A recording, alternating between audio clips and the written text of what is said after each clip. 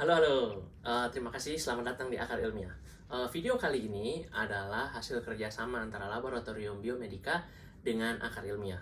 Tujuannya untuk dapat menjelaskan mengenai varian-varian COVID-19 yang sekarang bermunculan di mana-mana. Kami sudah berkomunikasi dan berterima kasih sekali dengan Laboratorium Biomedika yang memberikan kesempatan untuk kita menyampaikan informasi yang sepenting ini. Oleh karena itu, siaran ulang ini semoga bisa teman-teman semua nikmati dan kita bisa belajar bersama. Terima kasih. Cari ilmu sampai ke akarnya. Udah, oke, terima kasih banyak. Oke, selamat pagi Dr. Maitri, Dr. Ning, dan Bu Lisa tadi, dan Bapak Ibu sekalian pastinya mengikuti ya. Terima kasih banyak atas ketertarikannya ya, masih ingin mengetahui, mempelajari lebih lanjut mengenai COVID-19 ini dari berbagai perspektif keilmuan. Kami dari Akar Ilmiah yang difounded oleh Dr. Antonia Paramita, BMed Saya Honors, dan saya sendiri, Dr. Ariel Pradipta, Master of Research PhD, beserta teman-teman kami dari Technical Advisor ada Bang Andreas DP, kemudian ada David PhD yang sekarang masih di Osaka University sebagai salah satu dari anggota tim kita, dan Hendra Master of Science yang juga masih di Osaka University menjadi tim dari kita membahas keilmuan ini.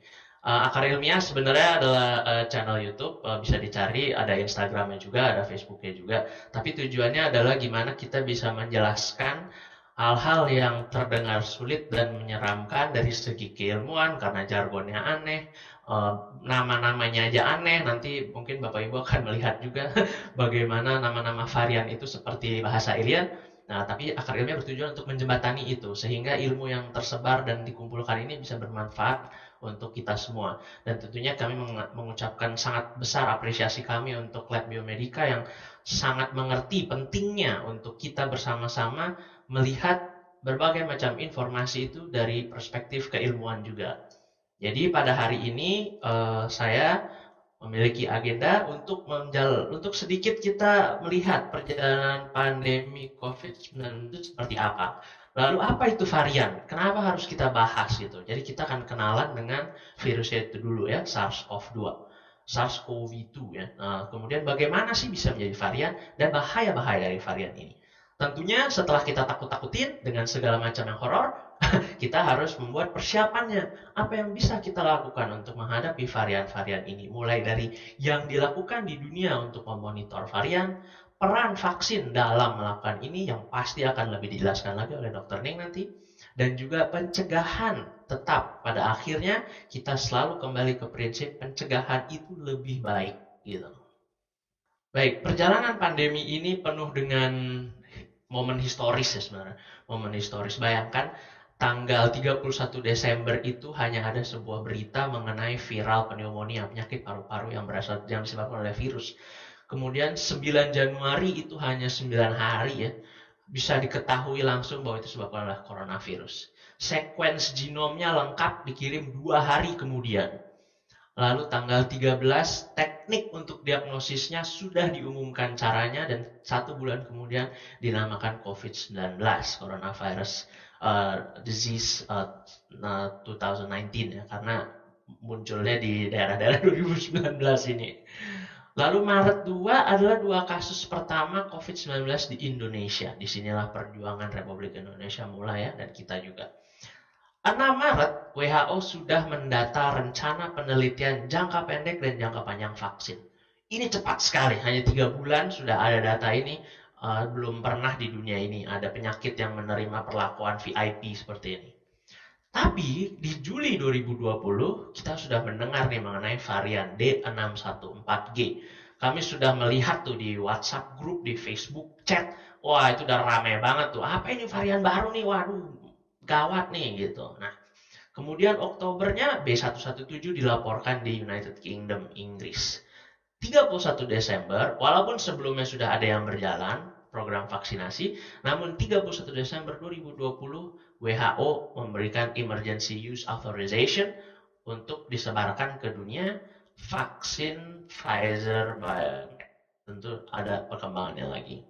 Tapi ternyata di Januari semakin marak nih.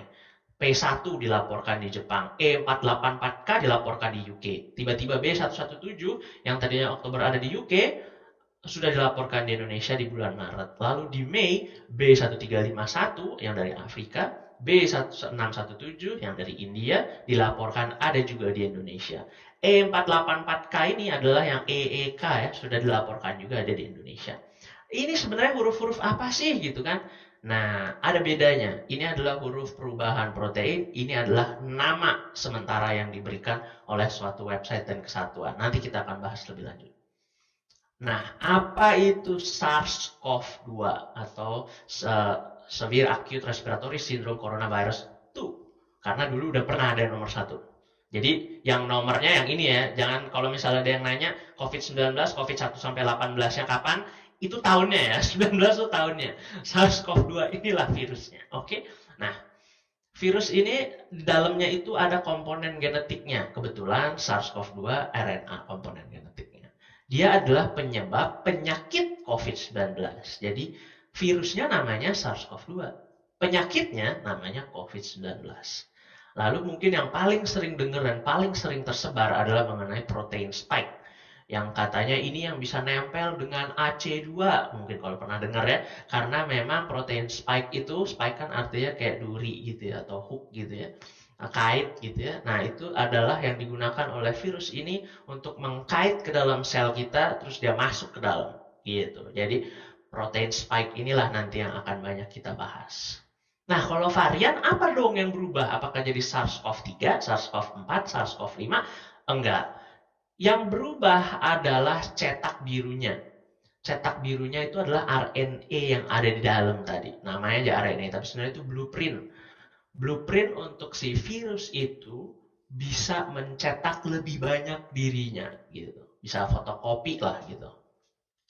Nah, yang berubah itu bisa protein spike-nya yang paling sering yang ada di ujung-ujung ini. Jadi kadang-kadang dia berubah bentuknya, dia berubah ukurannya gitu. Kadang-kadang berubah yang lain juga, misalnya kulitnya atau bagian tertentu dari kulitnya aja atau mungkin yang sarung untuk RNA-nya, itulah yang berubah. Dan setiap perubahan itu walaupun kecil dinyatakan sebagai varian gitu. Nah, kok bisa ada varian itu kan?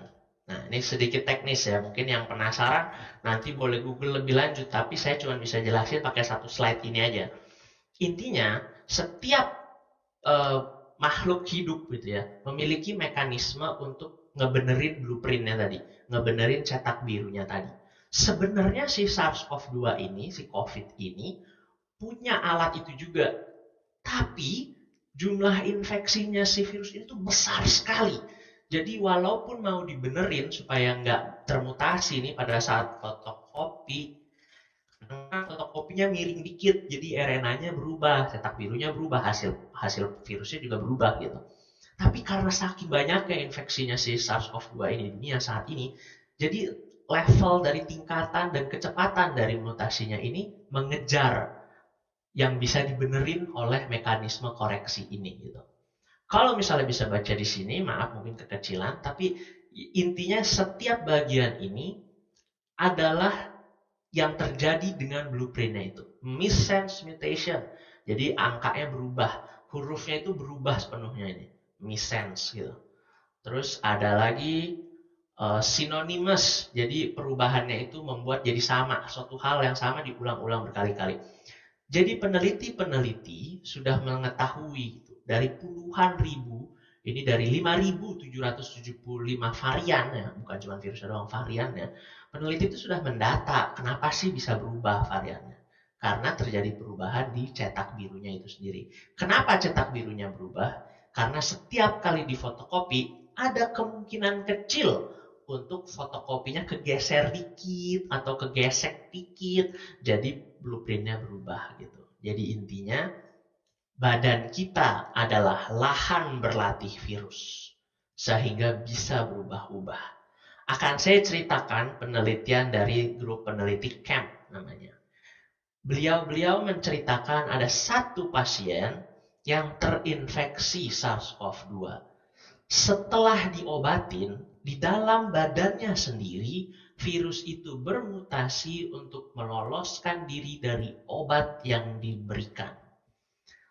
Di dalam graf ini, setiap garis dan warna ini adalah populasi jenis virus. Tetap SARS-CoV-2, kayak kita adalah semua manusia, tapi manusia pun ada yang dari Jawa, ada yang dari Kalimantan, ada yang dari Bali gitu ya. Ini mirip kayak gitu. Ketika dikasih obat remdesivir, mungkin pernah dengar ya kata-kata itu remdesivir, memang satu populasi virus ini, mungkin yang dari Jawa kali ya, kalah gitu ya, turun gitu.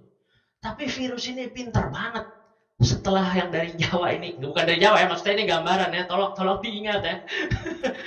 Eh, ini itu dia mengirim pasukan lain dari Sumatera atau mungkin dari Kalimantan gitu.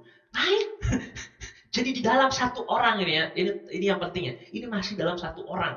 Bagaimana virus itu berlatih untuk mengelak dari apa yang kita lakukan di badan kita. Kemudian dikasihlah CP12. CP adalah convalescent plasma atau terapi plasma convalescent ya.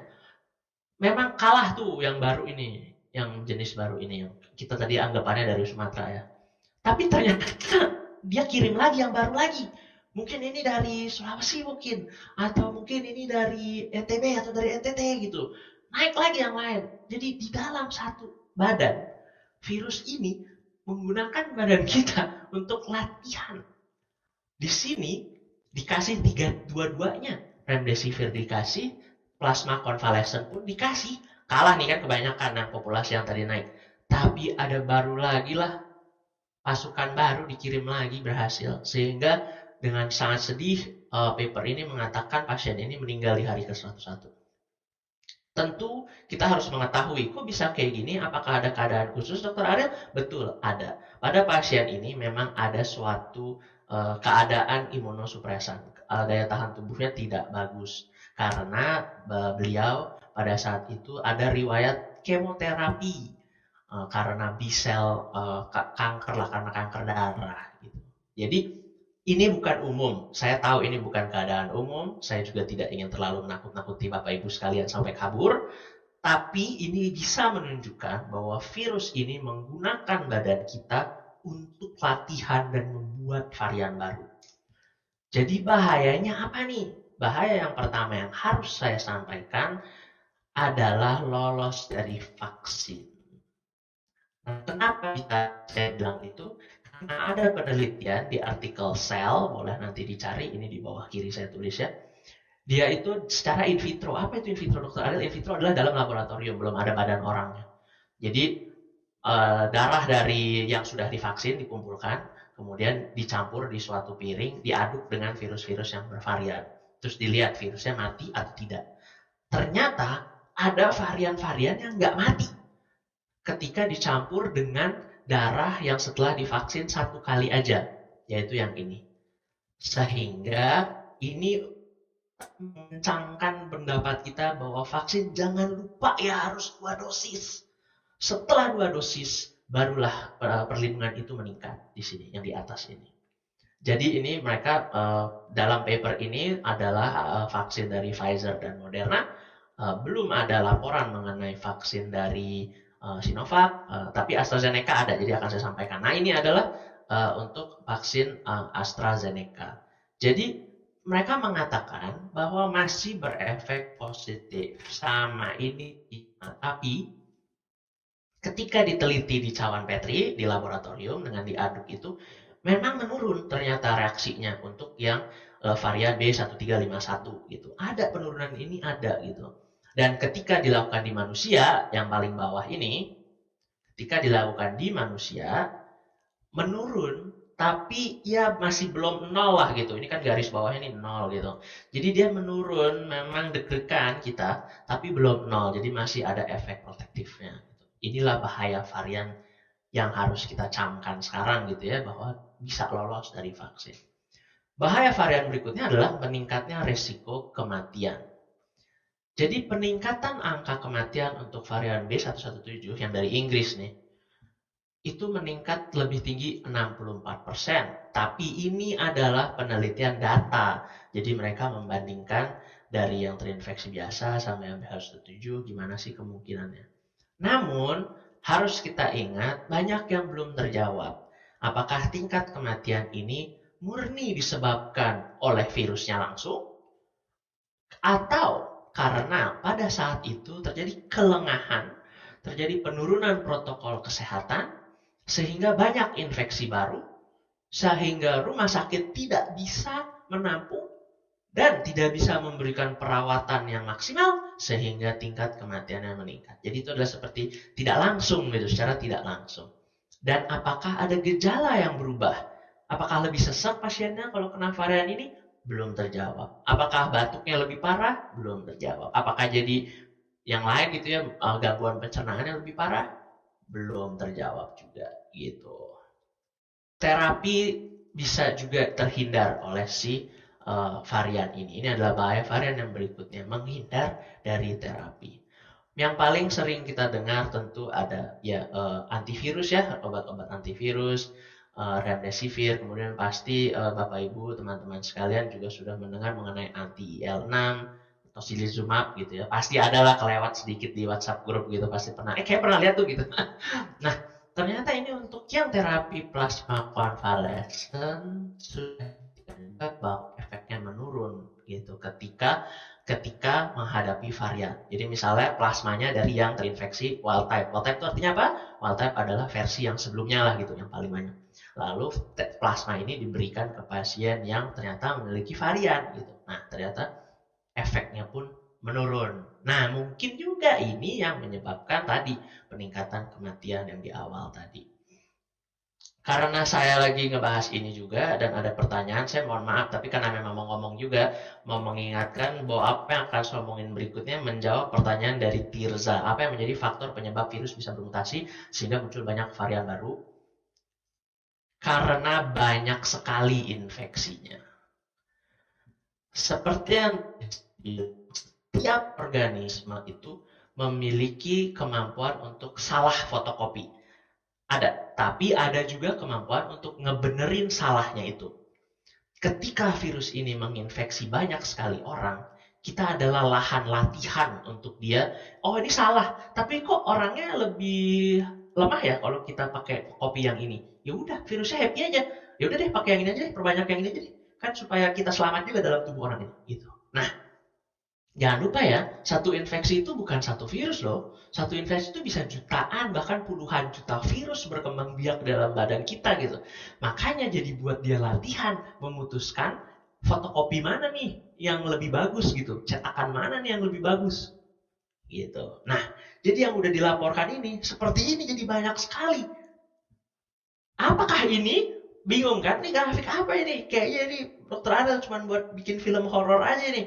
Oke, kita ketahui dulu apa itu genomic surveillance. Jadi ada suatu teknologi untuk membaca cetak biru itu, baik RNA ataupun DNA. Kalau yang pernah nonton Jurassic Park pasti mengerti banget nih bagaimana DNA-nya itu disusun oleh mereka gitu. Nah, udah ada teknologi itu beneran. Udah lama sih dari tahun 90-an kalau nggak salah. 96 atau 98 gitu. Penggunaannya itu baru bisa grosir, nah itu dia bahasanya, baru bisa grosir itu akhir-akhir ini gitu. Bagaimana caranya teknologi ini mengetahui varian? Dengan membaca cetak birunya sampai ke kode-kode ini. C, G, A, U gitu. Ini semua dibaca satu-satu dan hasil bacaannya menjadi poin pembelajaran di data. Contohnya ini oleh GIS8. Contohnya ini adalah oleh GIS8. Di data munculnya di mana? Warna-warna ini sudah ditranslasikan juga ke populasi varian di daerah-daerah yang ada di peta ini gitu. Kalau misalnya sangat ingin melihat, boleh lihat-lihat ini di Next Strain. Next Strain adalah yang membuat gambar-gambar ini. GIS8 adalah database, jadi yang menampung seluruh varian-varian ini, tapi tidak membuat visualisasi yang sebermakna ini. Kalau pada penasaran, boleh cek aja Next Strain atau GIS8. Boleh cek aja, seru sekali. Sebagai news flash, Indonesia, oke, contohnya aja, Australia, New Zealand itu sudah mensequence hampir 50%, sekitar 50% dari seluruh infeksi dia. Seluruh laporan orang yang terinfeksi, dia ketahui jelas ini varian apa, 50%. Indonesia ada di angka 0,7%. Jadi kita melakukan 1000 kalau nggak salah 1000 berapa sequence dari jumlah infeksi kita yang 1, berapa juta. Jadi kita sudah berhasil mensequence 0,1%. Apakah itu jelek? Tidak untuk negara kita. Tapi tentunya harus ditingkatkan karena semakin melihat bahwa makna dari varian-varian ini bisa menjamah sampai ke vaksin, terapi, dan kemungkinan kematian.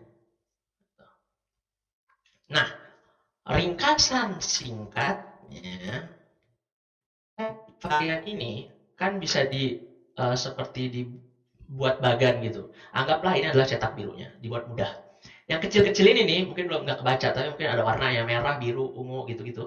Ini adalah bagian-bagian yang berubah. Sebagai gambaran, saya mau kasih tahu, salah satunya itu adalah ini, E484K ini, yaitu EEK itu. Itu hanya satu bagian kecil aja. Kombinasi dari perubahan-perubahan itu kemudian dikasih nama, dikasih kode. Kodenya itu adalah yang biasanya keluar di media massa, P2, P1, B1351 gitu. Tapi perubahan-perubahannya itu terjadi di lebih dari satu bagian dari cetak biru tersebut. Gitu. Nah, ringkasan singkatnya, B117 dilaporkan sekitar tahun 2020 tadi ya, penyebarannya sekitar 50% lebih cepat, katanya nerve tag, yaitu seperti UK. Keparahannya 30% lebih parah, dan reaksi antigennya tadi yang mengenai pengobatan dan vaksin itu katanya lebih rendah, mungkin mengurangi efektivitas vaksin. B1351 dilaporkan Desember, peningkatan 50% penyebaran, keparahan belum dilaporkan, reaksi antigen untuk vaksin itu 21% lebih rendah. P1 yang dari Afrika tapi dideteksi pertama di Jepang, sepertinya meningkat penyebarannya juga, keparahan belum dilaporkan, reaksi antigen terjadi penurunan neutralisasi, dan P2 juga belum dilaporkan gitu.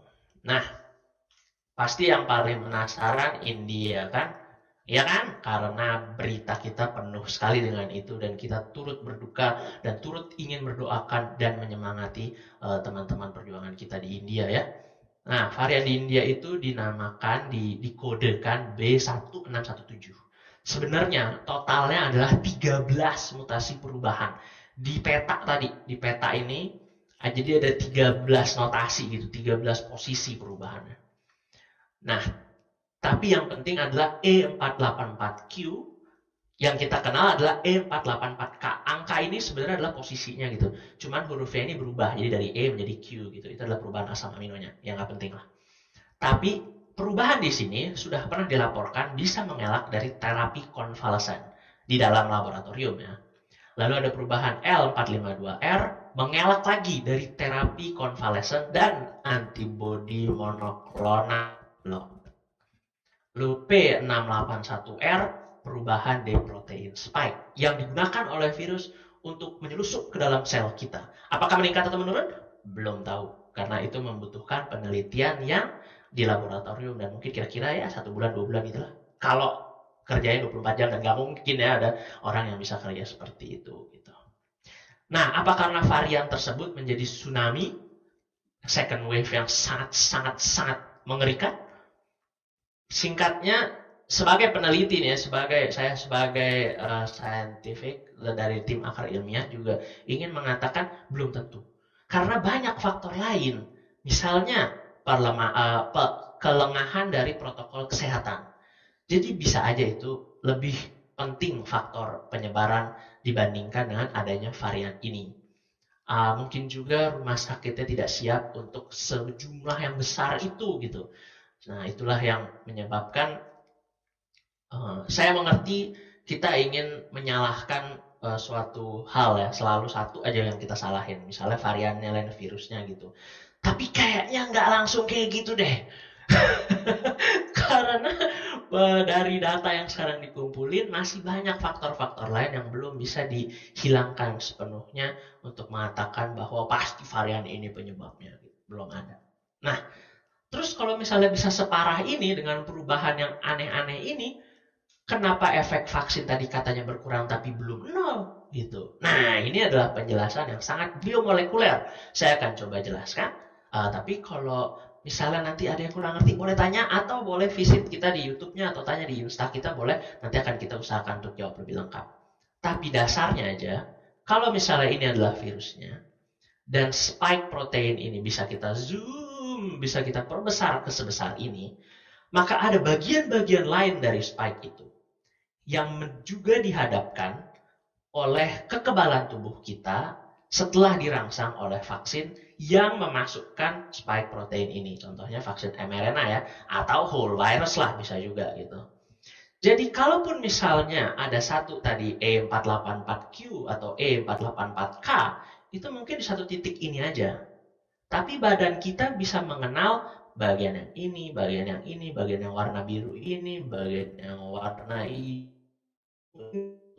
Jadi memang penurunannya itu belum sampai nol karena masih ada bagian lain yang belum berubah.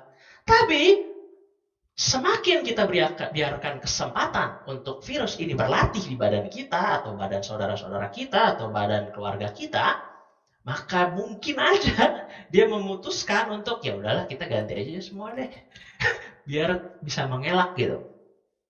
Saya nggak tahu. Jadi kemungkinan itu ada, tapi intinya adalah jangan sampai dia menggunakan badan kita untuk latihan gitu. Maka pertanyaan yang sekarang muncul di Bapak Ibu sekalian adalah ngapain divaksin sekarang dong? Tunggu aja vaksin baru. Ini adalah salah. Karena varian mengubah tingkah laku virus itu hanya bisa terjadi di dalam tubuh kita. Kecepatan dia transmisi dan berkembang biak berhubungan langsung dengan jumlah varian yang bertambah banyak ini. Untuk memperjelas, saya akan berikan video yang disediakan di WHO Newsroom Maret 2021 kemarin.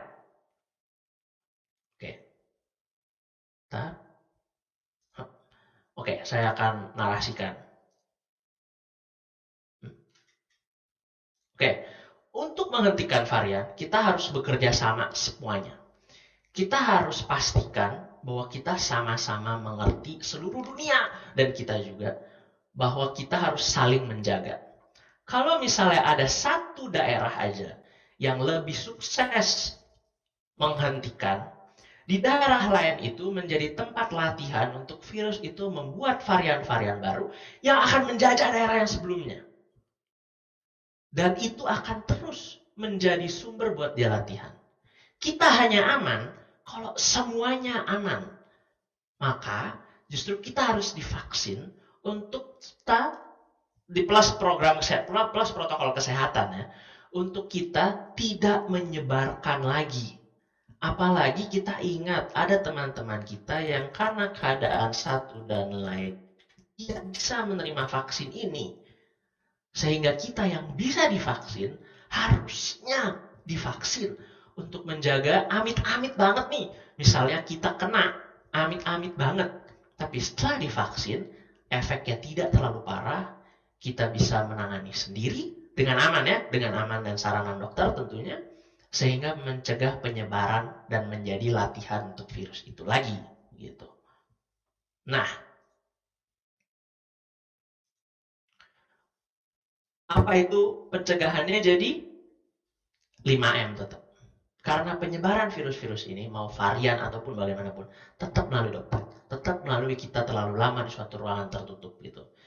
Jadi refresher course cepat, 5M adalah memakai masker, mencuci tangan, pakai sabun dan air mengalir, menjaga jarak, menjauhi kerumunan, membatasi mobilisasi, dan interaksi. Kenapa pencegahan varian ini sangat penting? Kita harus menghentikan penyebarannya. Karena semakin banyak dia menyebar, saya harus ulang-ulang ini. Maka varian itu akan semakin cepat muncul karena badan kita menjadi tempat latihan. Dan kita nggak tahu kapan tiba-tiba ada suatu varian yang sakti banget gitu. Jadi kita harus pakai masker, menghindari kalau kita lagi nggak enak badan, cuci tangan, dan divaksin. Untuk menghentikan penyebarannya tersebut.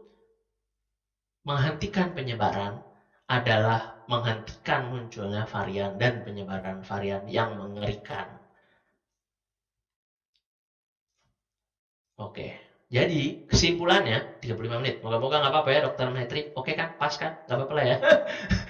Kesimpulannya, SARS-CoV-2 SARS-CoV-2 adalah virus penyebab COVID-19 yang nakal sekali karena dia menggunakan badan kita untuk latihan. Kejam sekali karena semakin dia senang fotokopi yang salahnya hidup, dia akan perbanyak itu dan persebar lebih cepat lagi. Dan licik sekali